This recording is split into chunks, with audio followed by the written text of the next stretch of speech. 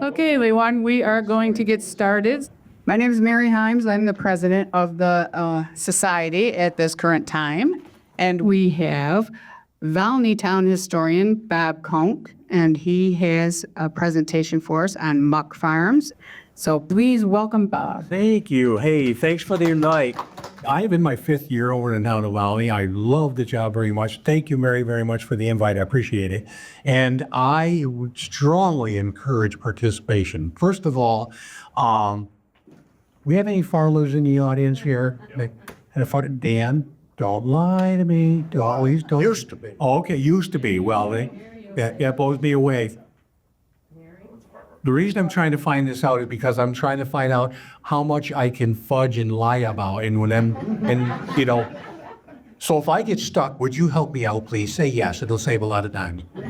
All right. Anyway, I'm just going to start out literally with just a few slides I want to show you. For those of you that don't really know much about muck farming, and I think it'll stimulate a lot of conversation. And I highly, like I said, I love to have participation. So it's open to discussion. You got a question. If I can answer it, I'll do it. If not, I'm going to refer it to the folks that do know about it. All I know about muck farming, you can tell right here. I worked on mucks many years as a child. And of course, the middle me, you can tell I did pretty well with muck farming, okay? You can always tell when a guy's on the level with his bubbles in the middle, see? So, trust me. And with that, we'll get started. How's that? At one time, there was you may not believe this, but in Oswego County, there's over 120 muck farms in Oswego County. Do you know how many there are today? Six. There's 6. Whoever said 6 is correct. Yeah, that we know anyway. But the majority of them, of course, were small farms, family farms, and over the years they were consumed and eaten up, pardon the pun, by the big guys and everything. But anyway, it's a sad thing. My grandfather always told me that if you lose your ability to produce food, you're dead as a nation. So I'm very concerned about that, And town of Volney, we're turning our muck farms and our farming land into solar farms, and it's just very sad. And with that, I'll get out the soapbox. Here we go. Does anybody know how the mucks actually started? 11,000 years ago, glaciers came through, and they dug these huge trenches, and some of them were in excess of 70 feet deep. And when the glaciers went through, they left all those wonderful, rich soil deposits of all trees, and the trees and the vegetation would all, meld down and making this wonderful, wonderful soil. By the way, if you get a chance, I actually have some good old muck right here if you'd like to take a look at it nice and close up front. A lot of people have never actually seen it. I bring it for a reason. I want you to look at it, smell it, wouldn't say taste it, but run your fingers through it. And back in the day, we called it black gold, and you'll find out in a little bit as to why. Now, there you go. The swamps were drained. They're cleared away. And of course, one thing we do know, if you're from around this area, the smell of muck farming is indisputable. It's just unmistakable. To me, it's amazing. Now, I looked this up. This was actually in the book of Jim Papayas. In June 1855 census, 2 names right here in the town of Scriba, Mathers and Wellingtons, they actually purchased 100 acres each. Okay, it says about a mile east of Oswego. Now, I don't know if maybe it's on County Route 4 where the current Spano farms are. I'm not sure. But this is, like I say, we're talking 1855. So I couldn't find out any more about that. But anyway, they had the area was tamarack trees. And tamarack was amazing thing for muck farming. Most of our muck farmers immigrated here from Sicily. And here's a photo. Here's a picture of most of the farms that were at one time. The left side in black, that is Oswego County. And it just gives you an idea of how many farms there really were. Amazing, absolutely amazing. Here's one such farm. This is over in New Haven, the San Campiano and the Terreno farm. I'm not sure. Does anybody know exactly where that was? I'm not sure. Yeah, it looks like, I think that's William Marshall. Right. But look how it contrasts against the green. The muck is just, like I say, it's black gold. You can tell why now what it is. And this is Lena Caltabiano and her brother. This is shortly after they arrived in America from Italy, and they started their farm on Maple Ave, just outside Fulton in Volney. Caltabiano farm is still there. Unfortunately, if you go by the Maple Ave one, it's not much. It's not being used anymore, and unfortunately, it's gone. It's gone.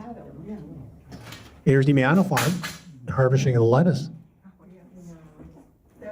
That's mine. Hey, that's yours?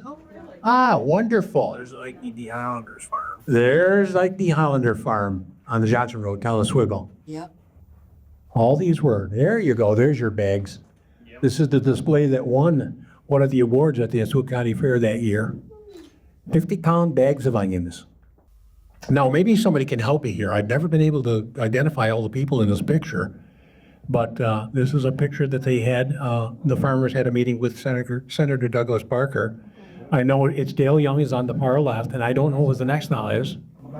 Joe Bonanno. Joe Bonanno, okay. I bailed around with one of his sons. And then the next fella next to him, the shorter fella next to Senator Barkley, Billy Santoro, maybe? It looks like a. Billy Santoro? Yeah, maybe. Okay. And then, of course, I know there's Senator Barkley, and then Morris Sabrella, and then these tall fella. I think that's. Well, that is my brother, Is it? Oh, yeah, your brother's Mike. Joe Fulito. No, Oh, Joe.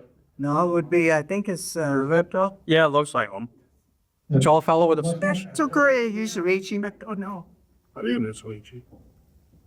I think it's Joe. I think my brother's Joe. Might be Joe. Joe Ferlito. Okay. Super. Not Joe Guido, Musamichi. Joe Musamichi. Is it? I think it is. So Musamichi. Musamichi. Oh, Joe Musamichi. All right, maybe. Yeah. I should recognize him, Joe. I know Joe very well. Yeah. It doesn't look like Joe to me. I didn't know when he's that young. He has long hair. Huh? Yeah, could be. Could be. All right. Show it to him and ask him. There's a local family. They were working the Oswego Farmers Market.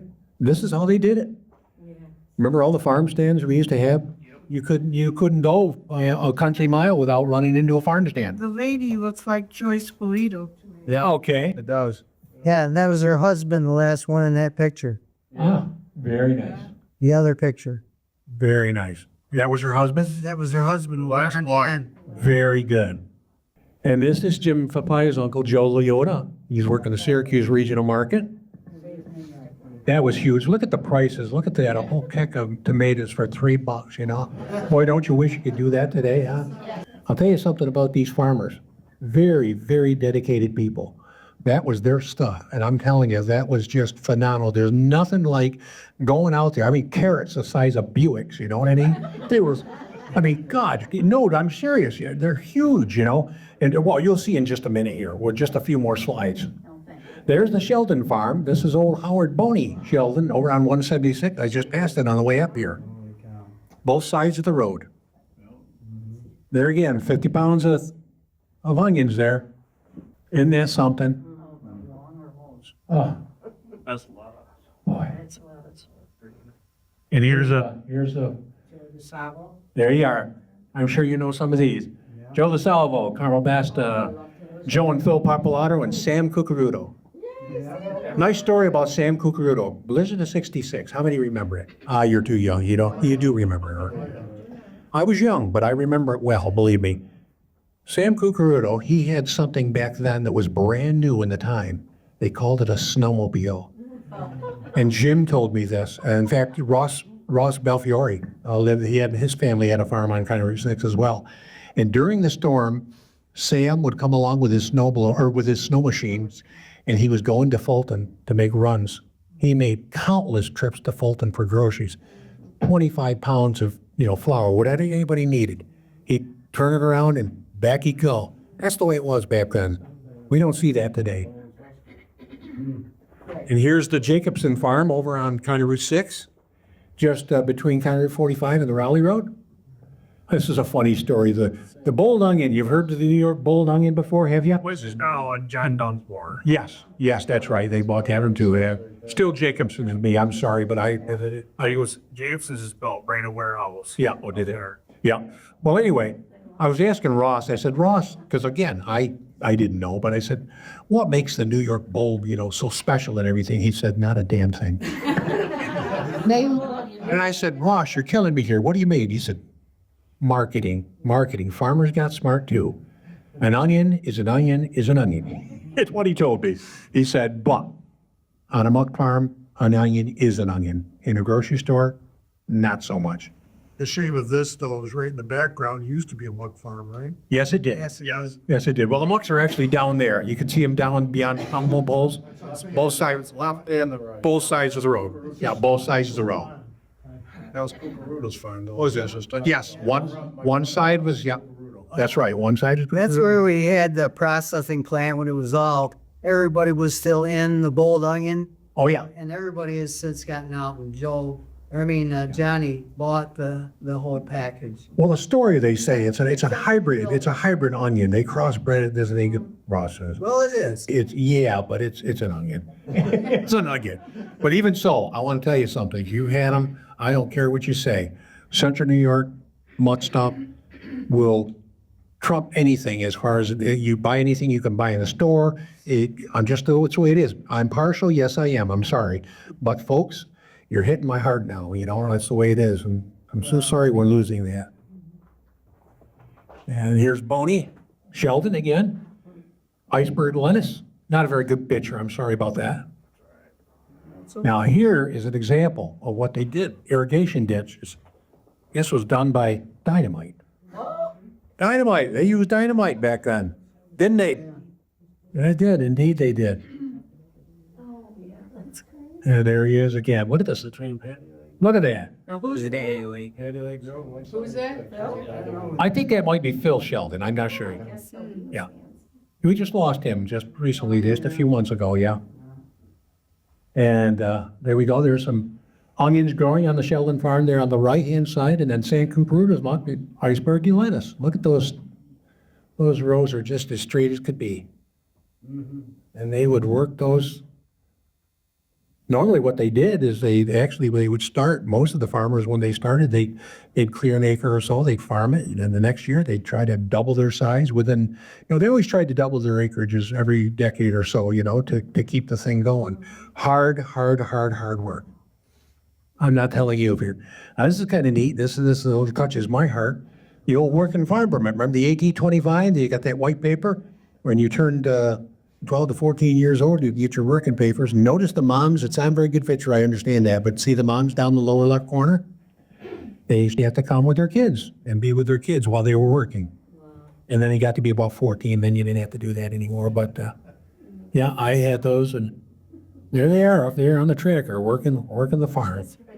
I started out topping onions at Jacobson's over on 176, and then from there I went and started doing lettuce, and I worked over at the vacuum cooler over on the Shard Road, did for a while, and from there I left there and went to Carl Fuchs picking potatoes for him, and so I've got a lot of experience in terms of working the farms. Okay, so I appreciate it very, very much. And a little bit later pictures, they're spraying for diseases, and boy, that stuff, those chemicals were unbelievable. Ross was telling me, he was obviously young, 12 years old. He's a foreman on the muck at 12 years old, and trying, telling the immigrants to get back to work. They were usually pretty good. He said they treated the family, and they were part of their family. But it was kind of tough. Can you imagine being 12 years old and telling these dudes, get back to work? You're being paid to work. Let's go. Well, anyways, Ross would tell me, he said he'd go down there, they'd spray the fields, and he would come back, and he said he'd literally have to wash his eyes and face and everything out with as hot as he could stand water to get it, The chemicals were just horrible. A lot of people lost their lives with the chemicals. We didn't know anything about them back then. And there's lettuce. Spinach on the top right, lettuce on the bottom. Look at that cauliflower at the bottom, big as hubcaps. I defy you to try find something like that now in a grocery store. Ain't gonna happen, folks. And boy, do I remember boxing that lettuce. And then the saddest thing of all, this is what happens when a muck goes bad. They let it set. It doesn't take very long, but it becomes, the vegetation turns into, kind of just back into the swamp water. And then the animals, turtles and snakes and all of them, they take over again. And like I say, it goes back into the wildlife. And of course, now we have a thing, the DEC, they regulate so much now that once they let it go bad, they don't let you. And of course, remember, we're probably back in the, I remember my father-in-law talking about this when he was alive, down back at his place. They would literally come around in helicopters and look, and they would actually protect the land because it was what they call it, wetlands for inhabited, and it's, and I understand that. I do. I understand that greatly and everything, but like I say, I think a lot of it was kind of talking out both sides of their faces. Sorry, I tell it the way I see it, the way and that's that part. So I thought that would be a good way of just starting things out there. And then can just start some general discussion, especially about things that interest you, things that maybe memories that you had. I'd love to hear from the farmers about, I love to hear old stories. Because now I don't mean to sound the way this is going to sound. Please forgive me, by the way, especially if both people are a little older. But the thing is, we have to pick your brains. We have to get your information. Because unfortunately, as historians, once you're gone, that goes with you. You know what I mean? So I know it sounds horrible. It sounds terribly morbid. Forgive me for that. I don't mean to be that way. But, we have to get that information while we can, So, Bob, I just wanted to, you had that picture up there. Maybe you want to put that picture up there, but you wanted people's names? Oh, yeah. If you remember, there was a Dale Young in that picture. Dale Young, yeah. And I'm assuming maybe you are Barb Miano? Well, Dale wrote a letter to the society, and I'll read it. It says, I received a call from Barb Miano to tell me about your muck farming meeting on May 29th, 2026. Unfortunately, I will not be able to attend. I was employed by Cornell Cooperative Extension of Oswego County from 1970 to 1995 and was the muck vegetable specialist in central New York. Again, unfortunately, when I sold my home in Hannibal and moved into the Masonic Care community in Utica, I had to dispense with nearly all of the tools and photos of the muck lands. I did sort through the photos and returned many to families still operating muck and land farms. However, I threw out several hundred. I am sorry I will have to miss your muck meeting. Dale H. Young. That's nice that he took time. That's good.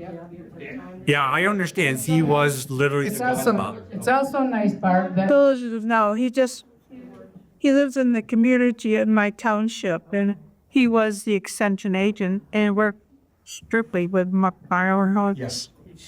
He helps Sorbells out sometimes. This is an old picture of that, John. It's not a box anymore. I use it for puzzles now. I knew. But it's aside, we had our own boxes made up. We also had a bag, onion bag made of specials for us for selling our onions because companies wouldn't take the same brand. Even though they came from different farms, they wouldn't take the same brand, so ventured in and making our own onion bag. And Fleetles, I know Fleetles had their own boxes. Basically, every farmer had a box. And this is a. Yeah, they're in boxes. Yeah, you saw. Pictures. So that's what I have left of it. Ross was telling me at one time, which was a shame thing. Again, Ross Belfiore. Ross is 78, I think he is. But he's a great friend of mine. I invited him to come here today, but he works at the Brown Funeral Home, and you never know. I brought these in also. Coppins. Boy, I'll tell you. Boy, that takes me back there. And if you cut yourself a little bit, that onion juice got in there. Ouch. Sheep here that don't snip, so we gotta know what they are. But he said, anyways, Ross was telling me, do you know who the worst customer was of all? The worst customer of all for the vegetables, for the produce? U.S. government. They find one bad potato, one of it, the whole thing gone, the whole load gone. They wouldn't accept it. What a wasted, Too bad. But anyway, he can't tell you how much stuff was just, gone. And lettuce, by the way, lettuce is very, very volatile. Yeah. Vegetable. When you cut lettuce, I mean, they would go out and cut lettuce, 4:30, 5 o'clock in the morning, or the sun come out. And because the minute you cut lettuce, it starts going bad. You cut the veins, it starts right then and there, boom. So the clock is running, and I'm sure you know that. Yes, oh, yes, getting up early in the morning and, yes. Yeah. And I also brought this and come from us here, so you come up here. So everybody can see? Oops. So they're Arizona. Bring the shears up too, yeah. I never did use it, but we had it on the farm, and I think probably they used it. My father-in-law's. We've had people that he had. There we go. This would go through the rows of the crop and take out the weeds. So, and I think it's probably valuable to me right now because I have some Amish people around. I'm sure they would love to have something like Oh, absolutely. Oh, yeah. Absolutely. that, you know? You betcha. And I think the older ones were made with wood, but maybe his father got the metal ones. I don't really know. I never pursued that question. You know, one of the amazing things that I remember I'm 12 years old. I'm working on my farm. Of course, my dad and grandfather, they were just the way the family I was raised in. And if they said you do something, you commit to it, you do it. You do it. And on the farm, I'm working, and kids would come, they're going to work, and I was amazed at kids, they'd stay an hour, maybe a day. They wouldn't even get a first day pay or nothing. I'm out of here. I'm done. Yes, You know? especially weeding the onions in Yeah. the summertime. It's just like, I mean, I know I understood because it got hot, but they could go under the tree and sit for a while and go bang. Yeah. But they just wouldn't handle. if I come home early, my dad would be turning me around, kicking my butt every step of the way back to the farm you go. That's the way it went. Get your first job to do it. Yeah. That's right. And of course, everybody must know about Jim Shapley as well. Yeah, a lot of the information, most of the information I took was from Jim's book, and also this book was, I am quoted in several articles in there. This first picture is stacks of onions. What they used to do at the beginning, when I first got married, and we had crews come in and pop the onions, and then they always stack them in piles, and then all these individual crates would go to the barn, however it was done. And then eventually, it was quite a few years later, we invested into a 2-row onion harvester, because now they got bigger machines now to take care of that. And this is some of the equipment that my husband kind of devised. He would set up his own planting system, and then he would go get machinery work done, and you had to have some just so. And this part here, it shows, go really back, because onions were planted on a flat surface, and after a while they devised it, and this was where they raised the beds up a little bit so that the water would run down into the valleys. And this is a cedar, and this is where Bart took and planted in between the rows the barley. Now they spread it, broadcasters spread it. So he devised and had the barley like that. This is a lettuce wrap machine. Did you have a lettuce wrap machine? No. Because my husband said, even though we were a small guy compared to the Politos, he decided we needed to have a lettuce wrap machine. So we had that. I don't know how many years you used, and I don't think we used it more than 2 or 3. And then we had trouble with help. You probably did too, getting girls to wrap it with plastic, and then it had trouble with the machine with the plate not being hot enough to seal up the plastic. So I think we fizzled out of it anyway. And man, probably about the time that we lost and didn't do lettuce anymore either. And then of course the lettuce would be cut. It was a self-propelled machine that went in the rows, and this would be lettuce. It was the crew would harvest and put the row that on the ground, and then people would pick it up and put it on the conveyor, and then the girls would take it and wrap it, and then there would be on the back of the lettuce wrap machine was a stand where the guys would put it into smaller boxes than what was originally used with the regular lettuce. And then we would pile it onto a pallet. It would ship it over to the vacuum cooler. Most of the time went to Christopher's. Right.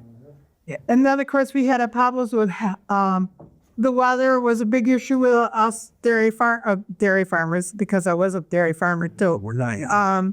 Muck farmers, this was where we had some burnout with the onions. It got too hot. The barley, after not using the barley, and this was a new venture, so the barley was used to protect the onion crop from blowing away, because if there wasn't anything on the ground, then the wind would come and take the whole crop, and we'd be lost with that too. So they started planting the barley, and then the barley didn't get killed soon enough so that the onions died. And then this was one year that we lost the crop to flooding. Boy. Yeah, or is it the mercy of the weather? Yeah, up here it said. And here's one picture of lettuce that got chopped by hail. And this is Nancy, my sister-in-law, and I. My husband does ice and had box stitchers. We had to make the boxes would come in flat, and then we would have to make them, and we would put staples in the bottom of the boxes, and that's her and I would fold them up, and she would put them in under the stitcher and stitch them. And this is a trencher. This Chris Muck farmer isn't a cheap operation either, like any farming isn't. And so we had the trencher come in, and then we had the shovels come in. And let's see that here. 60. Yeah, there we go. Oh, here's a couple more pieces of equipment that my husband had. And when we first got the ground tilled up in the spring time, he has it what I call floating. This is Bart using the float behind the tractor. And this is a couple pictures of lettuce crews, because we had lettuce at the beginning until we turned it into all onions. Lettuce crew harvesting the lettuce, and this is another picture of them. This is a picture of a trencher on the Cerbello farm where they were doing some trenching work. Oh, this goes along with that too. This is a loss of the onions if we had hail damage down there. Yeah. And there's my Damage, yeah. okay. Yeah. Thank you so much. Wonderful stuff. Just hard work, you know that. And I think today, at the age I am, I think, oh my gosh, and the heat is 90 degrees. What was it out there in the middle of the On the field. farm? It probably was 110 or so.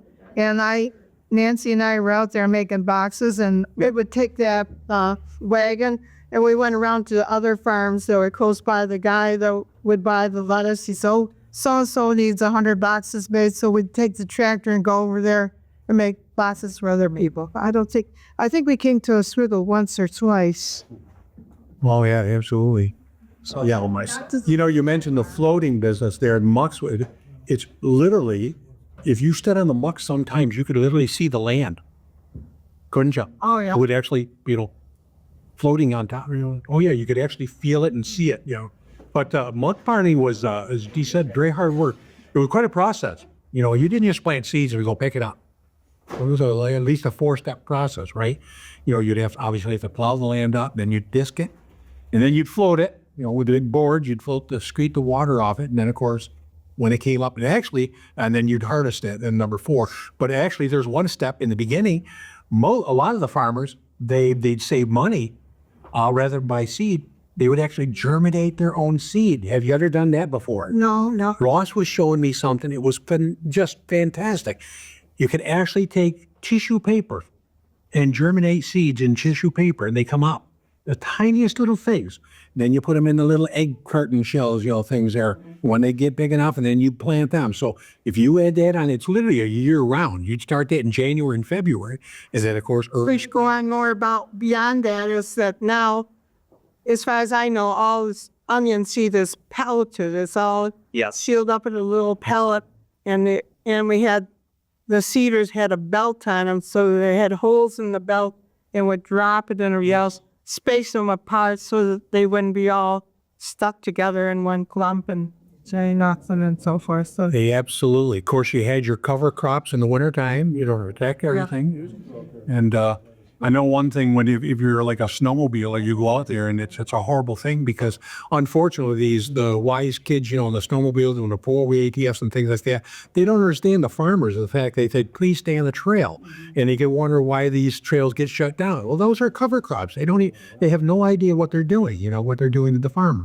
A farmer is nice enough to allow you to cross their land, you know, and like I say, my brother and I are obviously, I'm near 70, he's mid-60s, and you know, we understand that. We work the farms. We have a very, very deep appreciation for what those farmers went through, you know, absolutely. So, but anyways, the best lettuce in the country was from Oswego County. And today I wish that we still had lettuce in Oswego County. That was the best lettuce. hands down, I think our onions were the best too, like you said. absolutely. The best crops. And everybody talks about the strawberries when farmers used to have strawberries. Yep. Shipping in New York City, the best strawberries in the world. And you rotate those crops too. You didn't put lettuce every single year on this one here. You'd rotate them back just like that. There was much more to it. You had something you wanted. The last person that did lettuce in Oswego County was Joey DeSalvo. Oh, He's the last one that did it. No, he ain't doing it no more. no. Amazing. I'll just show some of my stuff there too. Yeah, sure. Go right ahead. Yeah, I grew up on a berry farm just south from Stan Campiano's. Muck that you showed on that, and of course, you know, farming, whether it's one or the other, it's labor intensive, a lot going in. The problem was the muck took all the kids. Yes. You know, Yeah. Yeah. all the neighbors around us, right? They were going topping onions. We were stuck. Okay, guys, let's go out and bale the hay. Like, where's the rest of the guys? Oh, they're topping onions. Right. Yeah. I know. I did that too, believe me. My great uncle, I was up on Huvilton there, well, little tiny town you'd never heard of before, I'm sure. Pope Mills. Oh, yeah. You heard of Pope Mills? Oh, unbelievable. I got a field farm onion bag. This is named my godfather, Joe Flino.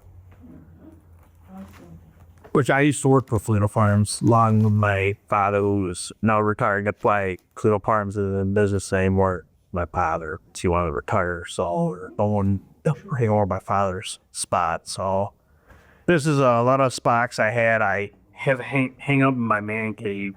Hi, guys. None. Yeah. Takes you back, huh? Yeah, sure does. It sure does. Absolutely. Hey.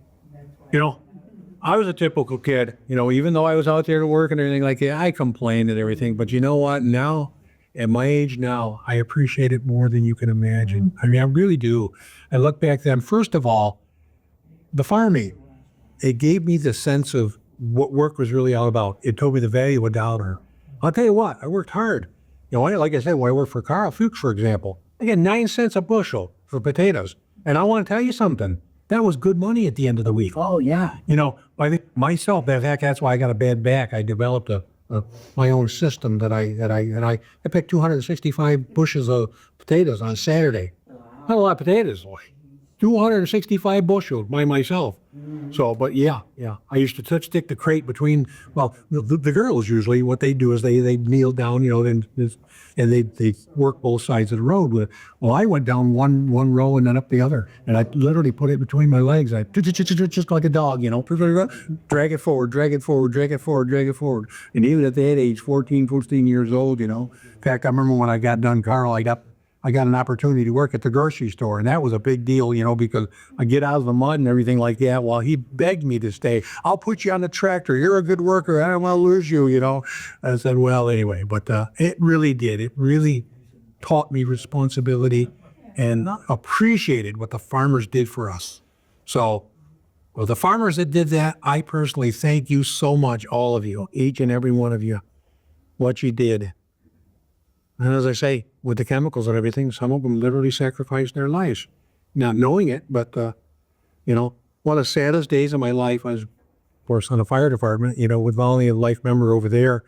And what was that? I don't know. Gosh, I'm going to embarrass myself. It's 8, 9, 10, 11 years ago when the Dunsmore fire, when I was on that fire.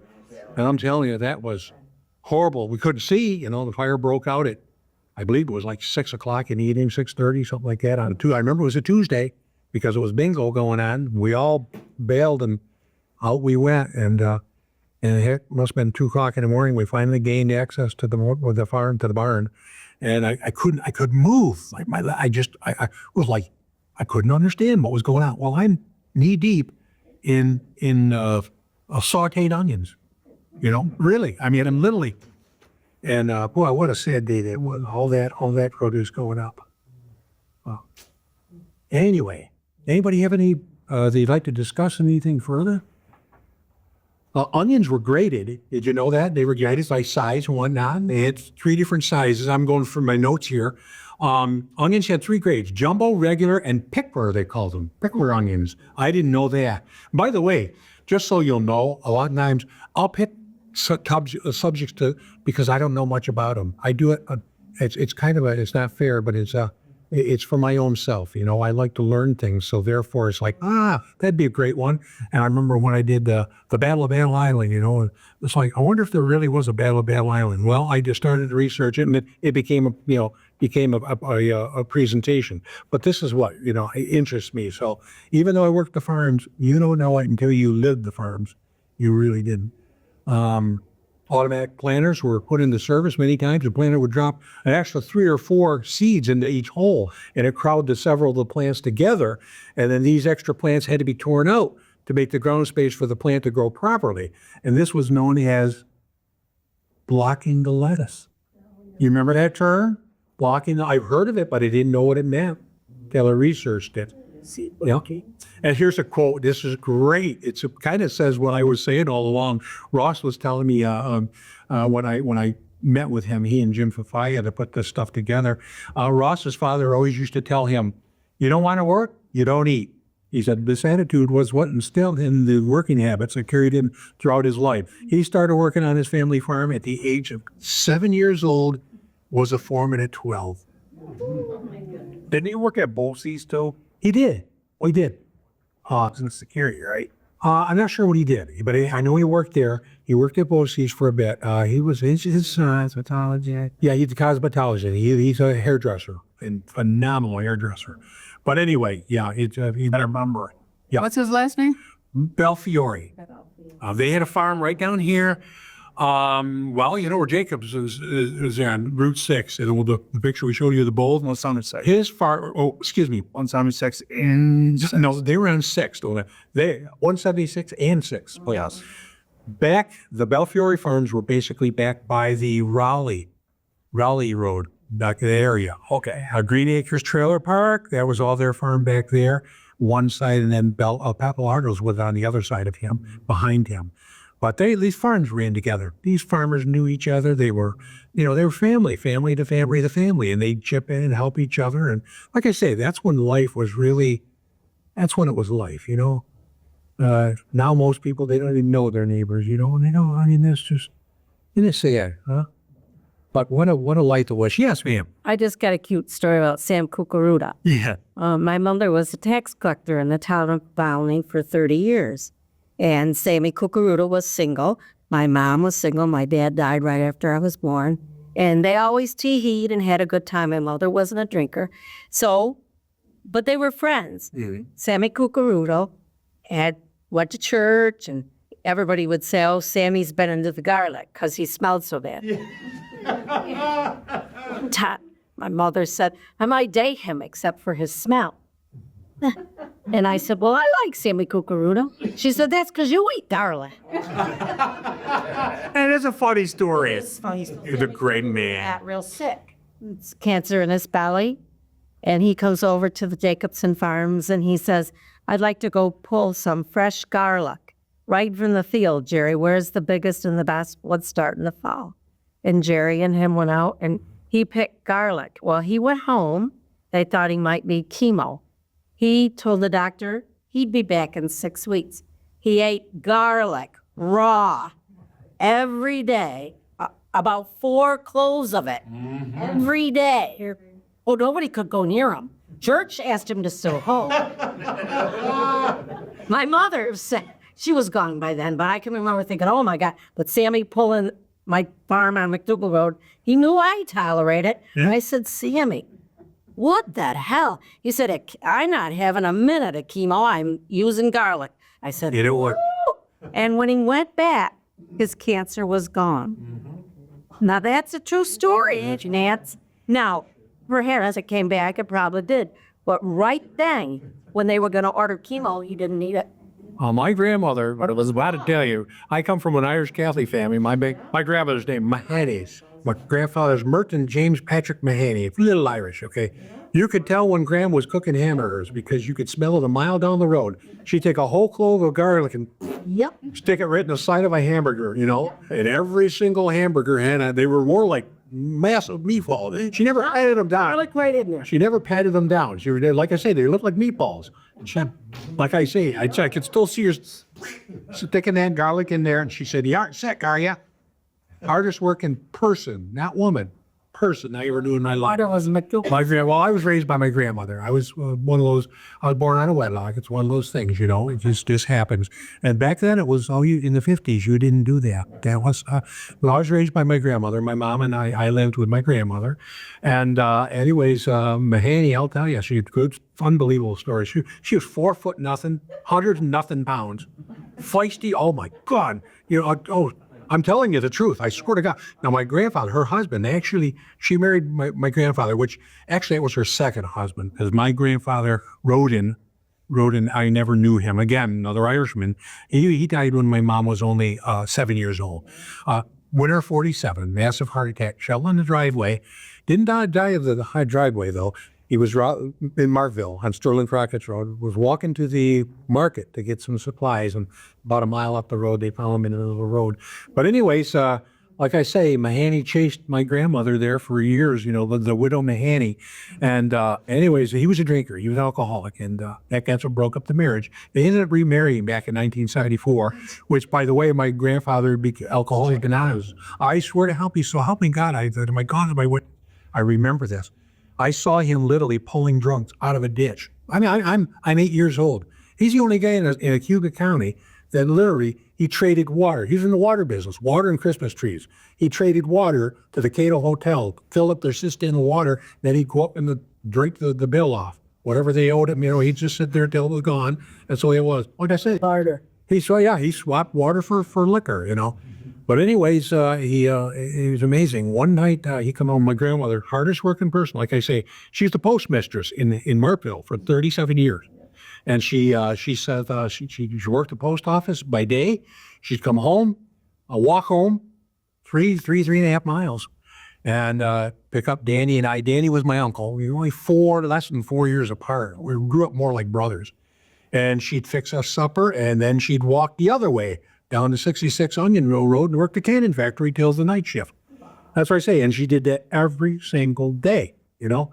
Well, one day she comes home and there's no milk in the refrigerator. So anyways, she borrows a car, and she knew where he was, Annie, had him a hotel, playing blackjack. He was it was amazing. There'd be times where he'd have $3,000 sitting in front of him on the table.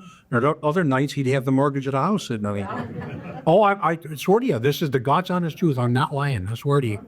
You know, I mean that. So help me God, if I'm lying. And That's how I got 100 acres. My father sat and played poker with old man Brooks, and he put his mortgage up and Dad put his mortgage up, and they both had houses, but my father's was bigger.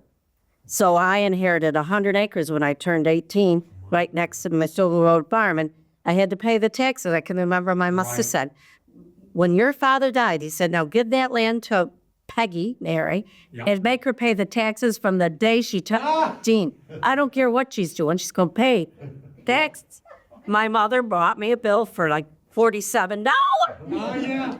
She said, that's yours to pay. You put it in your name now. sure. It was great, you know. And immature. And a poker. That's right. Well, to finish that story, we're going over there, and I didn't know it. My grandmother whips up me. I'm probably, I might have been 6 or 7 years old, but I remember that. I was so out, gone. I remember this like it was yesterday. It's how, you know, and Danny, he's about 10. And so anyway, she swoops us both out, and away we go over there in the Hannibal Hotel. She walks in that bar, slams the door. Like I remember, 4 foot, she was like 4'10".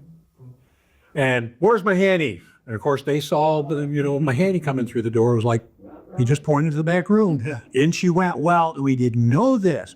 Underneath, it was in the wintertime. She had rolled her house coat up underneath her winter coat, and she grabbed a butcher knife on the way out of the house. She comes over there, out comes the knife and everything. She sees the stack of wad of money like this, sweeps up and says, the boys don't have milk.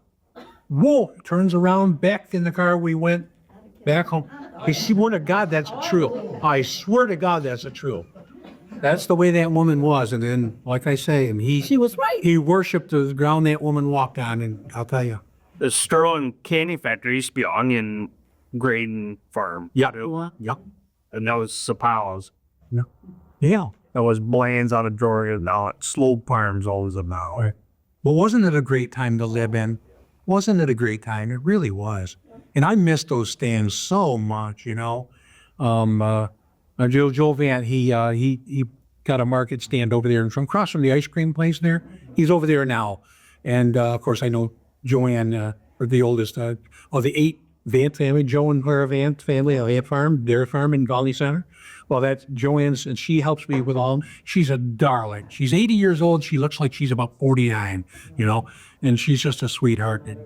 Anyway, I go over and I support Joe every day. We go over and, my God, it's just, like I say, there are not very many of them left. Once they're gone, they're gone.